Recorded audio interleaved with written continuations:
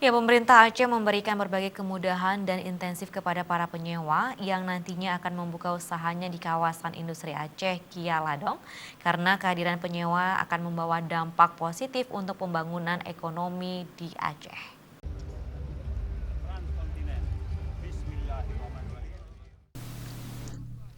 Pelaksana tugas Gubernur Aceh Nofriansah menyampaikan pemerintah Aceh siap memberikan berbagai kemudahan dan insentif kepada para penyewa atau penanti yang ingin membuka usaha di kawasan industri Aceh, KAI Aladong.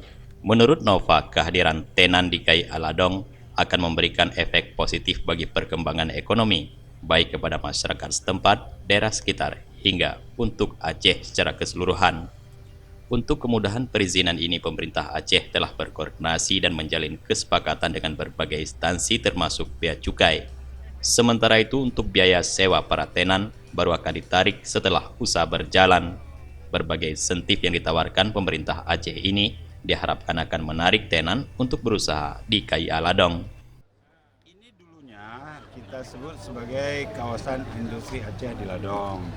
Awalnya kita masih ingin membangun sebuah industrial estate, kawasan industri yang normatif lah, seperti umumnya kawasan industri. Tapi kemudian kita dapat gagasan dari Pak Ismail, nama perusahaannya itu saya nggak boleh sebut.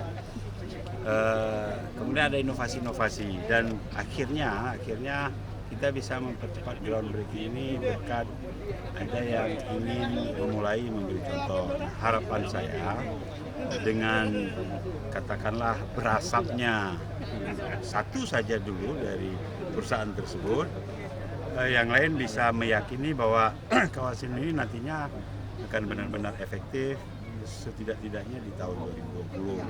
Nah, harapan kita sesudah ini beroperasi ada cost logistik yang terpangkas, ada jarak yang terpangkas dengan pelabuhan, ada kemudahan yang didapat oleh pengusaha, ada insentif dari pemerintah Aceh tentang sewa dan cost utilitas di lokasi. Kemudian pemerintah Aceh juga ada motivasi untuk melengkapi utilitasnya. Pembangunan pusat logistik berikat dan pergudangan terpadu milik PT Transkontinen di KAI Aladong terus dilaksanakan sejak peletakan batu pertama yang dilakukan oleh PLT Gubernur Aceh Nofriansah pada 31 Agustus 2019 lalu.